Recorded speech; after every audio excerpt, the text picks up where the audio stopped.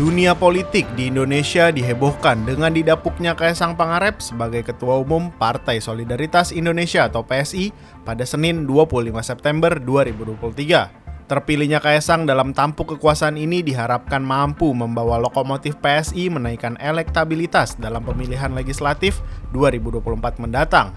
Bak sulap Kaesang menjadi Ketua Umum PSI menggantikan Giring Ganesa hanya 2 hari berselang usai ia bergabung, yakni pada Sabtu 23 September. Tak pelak ada pihak yang memandang jika jabatan yang diraih oleh Kaesang Pangarep ini berkat privilege dari sang ayah Presiden Joko Widodo. Kiprah Kaesang dalam dunia politik bisa dibilang tak ada pengalaman.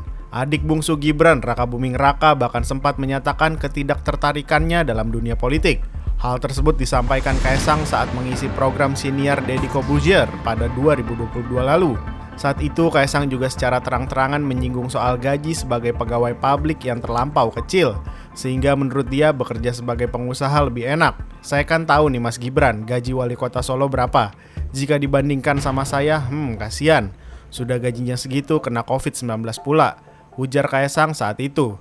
Selain itu, setelah diangkat menjadi wali kota Solo pada Februari 2021, Gibran juga dilarang mengurus bisnisnya. Belum lagi dia harus bertanggung jawab terhadap ratusan ribu warga. Kan ribet, mending saya masih bisa santai, Zoom call, menikmati hidup, ungkapnya. Bak menjilat ludah sendiri, kini Kaesang justru menduduki pucuk kekuasaan di PSI. Menilik kiprah Kaesang dalam dunia politik, pengamat politik Universitas Al-Azhar Ujang Komarudin justru melihat adanya konflik kepentingan dari sang kepala negara. Ujang menilai kini Jokowi tengah bermain api dengan ketua umum partainya sendiri Megawati Soekarno Putri. Dengan masuknya Kaesang ke PSI ini melihat bahwa Jokowi kelihatannya sudah bermain api dengan Megawati, sedang bermain-main dengan PDIP. Ujar Ujang kepada Forum Keadilan pada Selasa 26 September 2023. Apa yang dilakukan oleh Jokowi melalui putra bungsunya ini dianggap sebagai indikasi sang kepala negara sudah tidak nyaman dengan partai yang membesarkan namanya. Jokowi dianggap sudah tidak nyaman, tidak dihargai, hingga dianggap sudah tidak punya peran lagi di PDIP. Inilah yang membuatnya terus mencari pelabuhan lain dengan bentuk cawe-cawe yang selama ini dilakukannya. Cawe-cawe ini nyatanya juga dilakukan oleh putra bungsunya Kaesang. Berlabuhnya Kaesang dalam gerbong PSI juga diakui Ujang sudah bisa diprediksi, terlebih dengan ketegasan pihak PSI yang menyebut mereka akan tegak lurus dengan Jokowi.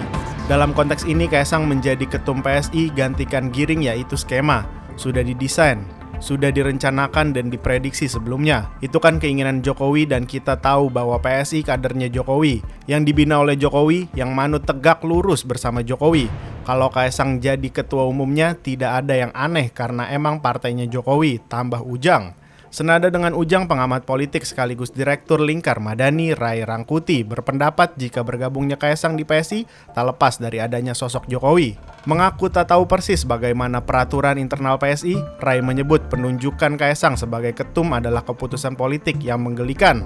Tidak ada yang paling menggelikan dalam bulan ini di ruang politik, kecuali PSI memilih Kaesang sebagai ketua umum partai itu. Seperti simsalabim, bila merujuk ke suasana ini, maka sangat patut kita geli melihatnya. Bagaimana tidak, orang yang baru sehari ditetapkan sebagai anggota, tiba-tiba sudah ditetapkan jadi ketua umum jelasnya. Ray bahkan menyinggung soal organisasi sederhana yang memiliki tata cara, waktu, syarat, dan pelibatan anggota dalam pemilihan ketua umumnya. Berbeda dengan PSI yang langsung menunjuk kader yang baru 2 hari bergabung, Ray menyebutnya ini dengan istilah menggantungkan diri pada bapakisme. Kaesang adalah anak presiden dan PSI hendak meraup suara pemilih yang memilih berdasar popularitas Pak Jokowi. Jelas sifat menggantungkan diri pada bapakisme ini mengaburkan idiom PSI sebagai partai anak muda atau kaum milenial, paparnya lagi.